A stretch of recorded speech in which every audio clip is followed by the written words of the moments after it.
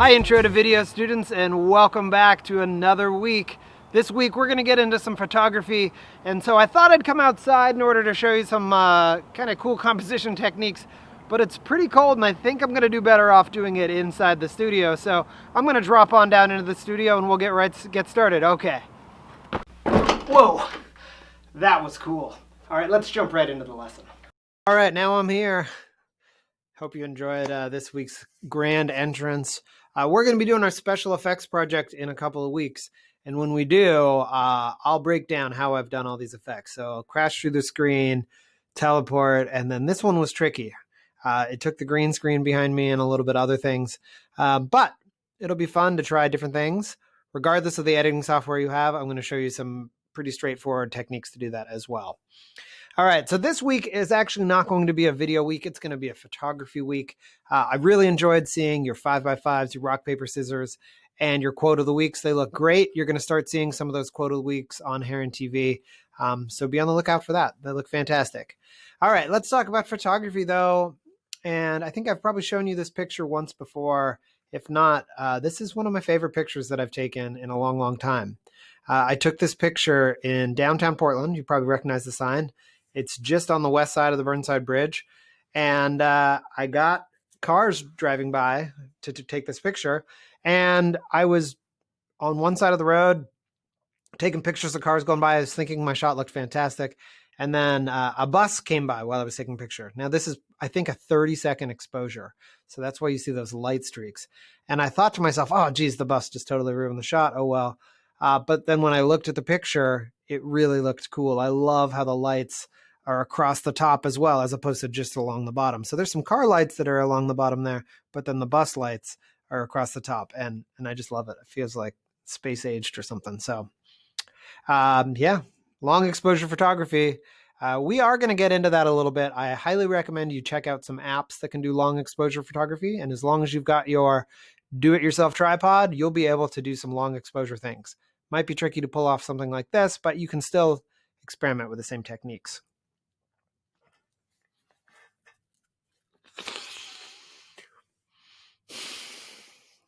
Okay, so it is November 2nd already. I can't believe it's already November, but time flies.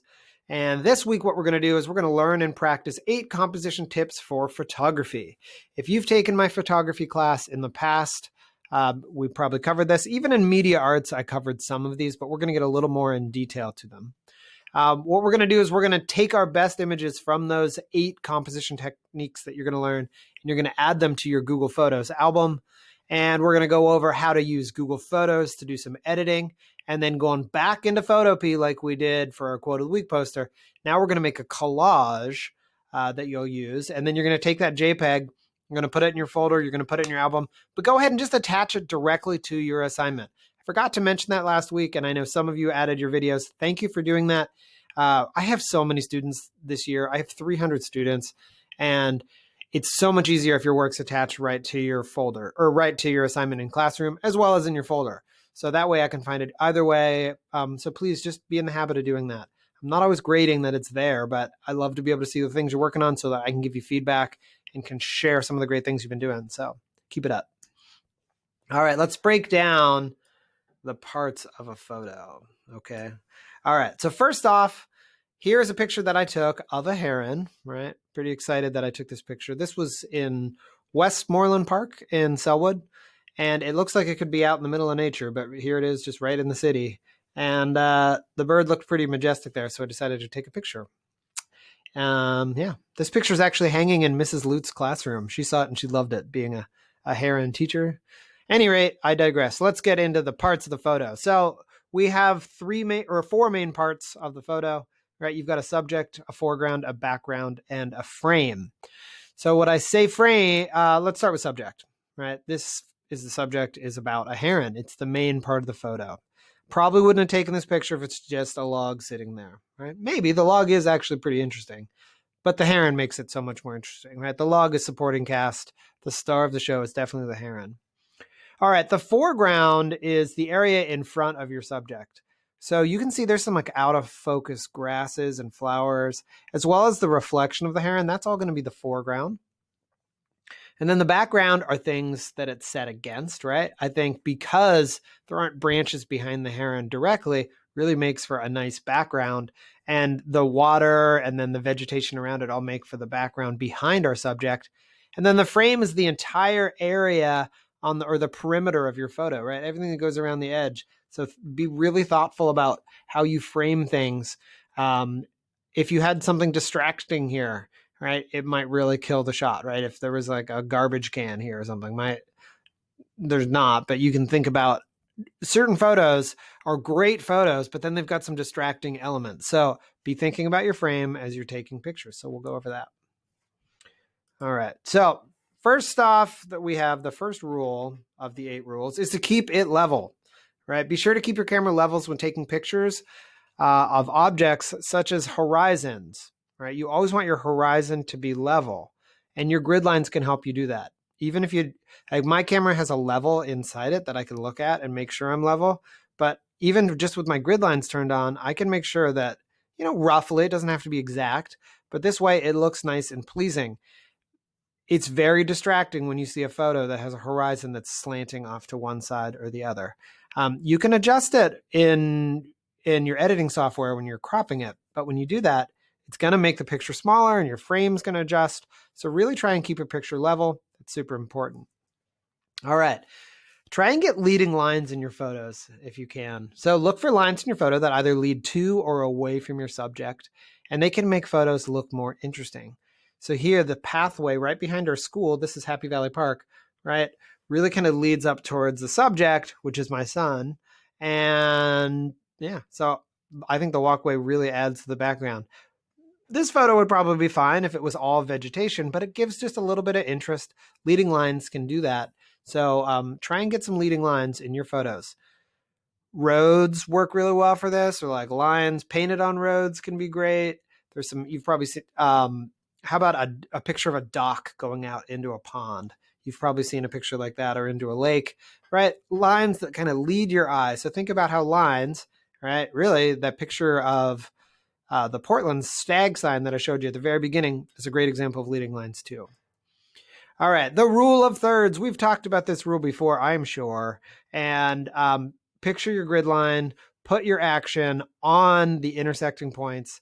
And even just for this still photo of this lamppost, by using the rule of thirds, it kind of makes the photo feel, in my opinion, a little more interesting. So imagine where those grid lines would be. And look, right along one of the vertical lines is where the post is. The edge of the Cascade Mountains is the lower third line, right? The upper third line is the intersection of the glass and the top of the lamppost. And it kind of opens up some space in the photo. So try just not centering your photos. I have some really good videos included in my slideshow about rule of thirds as it relates to landscape or videography.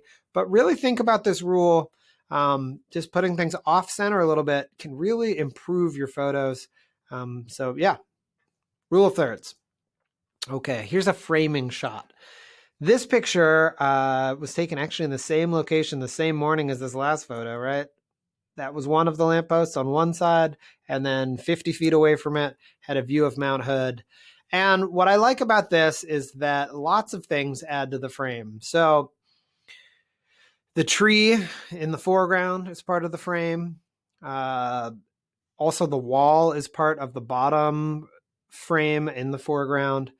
Both lampposts are, I think, in the foreground. Maybe you'd even call those the subject, but I feel like Mount Hood is the subject of this, even though it's out of focus.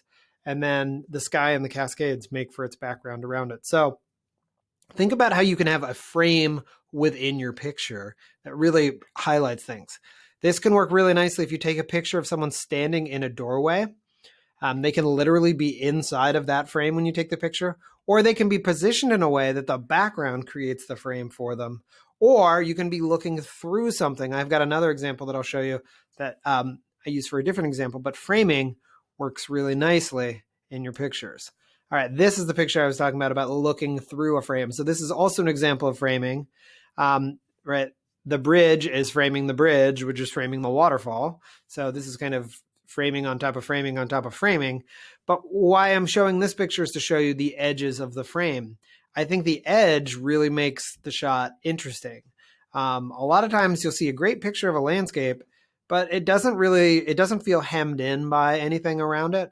So by thinking about what is on the edges of your frame to really fill it, whether it's a tree for a horizon, think about how the edge of that tree looks. A lot of times I'm really just looking at the edges of my frame. I knew I was going to go to take a picture of the waterfall. I mean, that was the star of the show.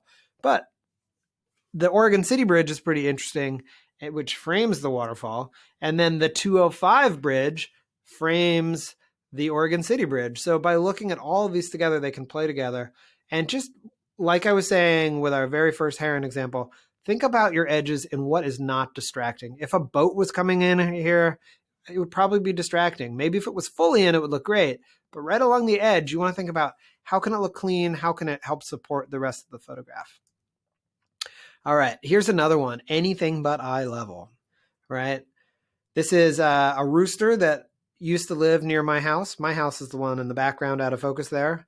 I have my own set of chickens, but this is a neighbor chicken that would come over. It was free range, like truly free range, would free range from the person's house across a field, and then would walk over to my chickens to say good morning. And so I got out and took a picture of this chicken. Now, if you've spent any time with chickens, you know they're only about 18 inches tall. But in order to get this picture, I was laying down on the grass. So getting down at the level of your subject can make it look great. Here's my cat, about the same size as that rooster. And by being down at the level of Potato Bob, I think he just looks pretty regal, looks larger than life. So think about when you take pictures, especially of smaller things or of kids. If you have little brothers or sisters that you're taking pictures of, get down to their level. If you're taking pictures looking down at them, it will appear small. Right? You can even really get extreme with this by taking pictures up. Even if something's small, if you're under it looking up at it, it can look enormous and it can be really interesting. So play around with being at places other than eye level. Okay, so anything but eye level is your tip here. All right, look for details in your photos too. You don't have to see everything in a shot in order to make it a cool shot, right? This picture of an old car here, I'm not sure what it is. I'm not a big car guy. However, I did go to a classic car show and I took my camera and I only took one lens and I took a 100mm lens, which was, I thought when I first got there, oh geez, this is a mistake. I can't even fit an entire car in the shot. And, but what I can do is pick out lots of little details with it. So, I really love this picture, how I have just the three taillights there. The focus is set to the middle. When you're close to an object and you're looking for details, what area you tap on the screen, or this was with my DSLR, so I was dialing in the focus. But either way, you want to focus on certain parts of it, and then other parts of the image will look out of focus. So looking for details of the chrome and the color and the light can be great. Also here we have some pictures of some chanterelle mushrooms that I found about a year ago.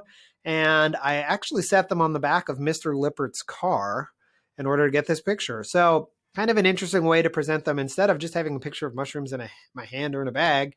By laying them out, by getting down to their level and playing with a reflection, I think it really supports the details nicely of all the gills and the mushrooms, some of the dirt and things like that on it. Just kind of adds to the photo.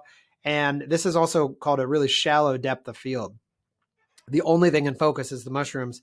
In fact, not even all the mushrooms were, because I was focused just on the tip or kind of edge of those gills of that main mushroom there. So look for details. It can be a great way to improve your photos. All right. When you're taking pictures, right, if you're taking pictures with your cell phone, don't take every picture like this. If you do, every single picture will be like the one on the left in portrait orientation. Don't forget to turn and take some pictures this way too. Super important to do that because you can get different styles of shots. And some really good advice is every time you take a picture of it horizontally and vertically, especially with DSLRs and things like that. With a DSLR, it's more comfortable to take a picture this way, right? It feels awkward at first to do this. And other good bit of advice is if you are taking pictures with the real camera and it feels awkward to do this, it means you're not doing it enough. So take tons of vertical pictures, take tons of horizontal pictures also, and see which framing you like the best. They work well. Different shots work better for different ones. All right, so those are our 8 tips to review. Keep it level. Use the rule of thirds. Look for leading lines. Think about framing. fill that entire frame, do anything but eye level. Not that you can't take pictures at eye level, but you get the idea. Look for those details, and don't remember to take those pictures both vertically and horizontally so you can get a variety of pictures. All right. All of these tips came from this video. This is a man named Chris Bray, who's an Australian travel photographer. He has a great series on YouTube. They're all incredibly free, and he's got an awesome accent. So watch this Aussie, and he will give you lots of cool tips, especially if you like nature photography. He can show you some great things for it.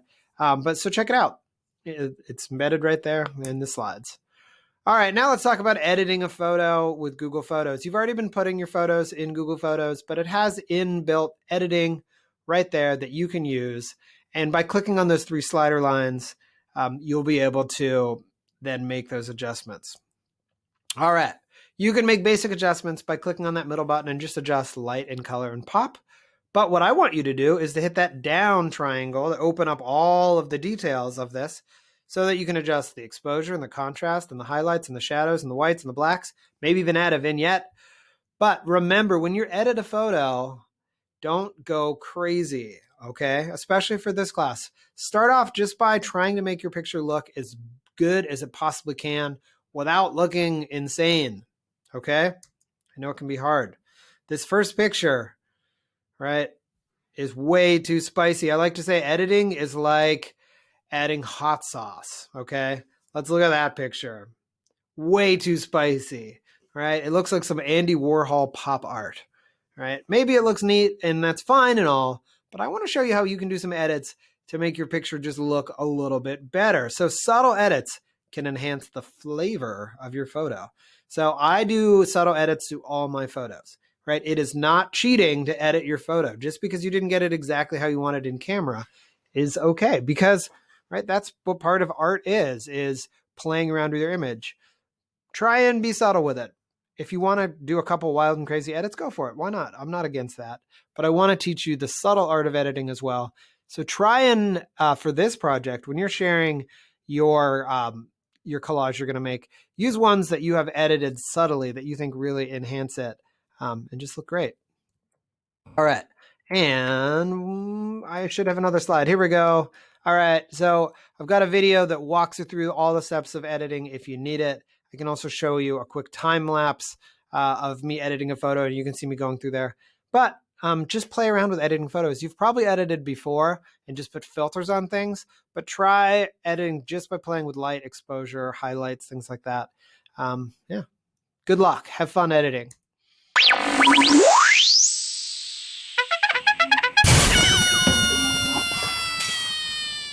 The secret word is El Salvador. El Salvador. Remember, kids, it's El Salvador. That's a country in Central America. That's your secret word. Don't forget to put it on the quiz. All right, here is where we're going to take our work and we're going to use Photopea for one final thing. And I'll just put it right there. Okay, so this is our composition collage. So here's my composition collage. You maybe have seen this before. It actually is hanging in my classroom as part of a larger project, but I think it shows a lot of the different examples nicely. You don't have to use all 8. You don't have to label it. You can use text if you want to. I just want you to play around with resizing images, making them look great, find ways to move them around. So here's your task, super simple. Use as many pictures you've taken that demonstrate the 8 composition tips. But let's say you just want to use 5, 6 pictures, that's totally fine. I would say the minimum is going to be, let's say 4 pictures minimum, right? Maybe even a few more. Try and use as many as you can and play around with different sizes, right? When you're making a collage, vertical and horizontal compositions can work nicely too, because it can help make it look great. So there's another tip that you can be using. All right, so you're going to save your final collage as a PSD and a JPEG. A PSD is super important so that you can reopen it and make edits to it later. If you don't do that, it is set in stone and you'd have to make it all over again if you ever want to make changes. Save it as a JPEG also, because you're going to put that in your folder and you're going to attach it to your work in Google Classroom. So that is the composition collage. So it can use any picture you've taken this semester. I really like it to be pictures that you've taken since we already started, not just pictures that you took last spring or last summer or whatever. So really trying to just get out and take pictures. They don't have to be the most dramatic, epic pictures ever. I just want you looking for those composition techniques so you can be thinking about it. If you have some pictures that you really, really want to share, they're maybe from before, if they fit that, and we see some new ones too, I'll be okay with doing that. But I really want to see the pictures that you take once you learn about these strategies. All right, so this week's goals, hopefully you're able to accomplish them. Learn and practice 8 composition tips for photography. Add your best images to your Google Photos album. You should be continuing to add to that album that we can access. I want you to learn how to use Google Photos to edit your photos. So play around with that a little bit. And then lastly, create that composition collage, attach it as a JPEG to the assignment, save it as a PSD too, though, so that you can edit it again. And that's pretty much it. So you should have heard the secret word today. I tried to make it very, very obvious. So just go ahead and add the secret word to the quiz. That would be great. Go ahead and also attach your work so that I can see the things you've been doing. And next week we have only 4 days of school. And then the following week, we only have 2 days of school. So the next couple of weeks, we're kind of just going to wrap up. We're going to do a fun little activity. But yeah, it should be pretty good. So this is a photography week. So all my students, even my yearbook students, you are still required to do this assignment. And on that note, if anyone would still like to join the yearbook committee, you are welcome to. We're going to meet on November 4th at 11:30. So contact me if you need information how to get there. We have a Google Classroom you can join if you want to join the yearbook committee. I just need some information from you, and then we'll have some fun making the yearbook. So that's pretty much it. Have an excellent week. Never stop creating, and I'll see you in the next video.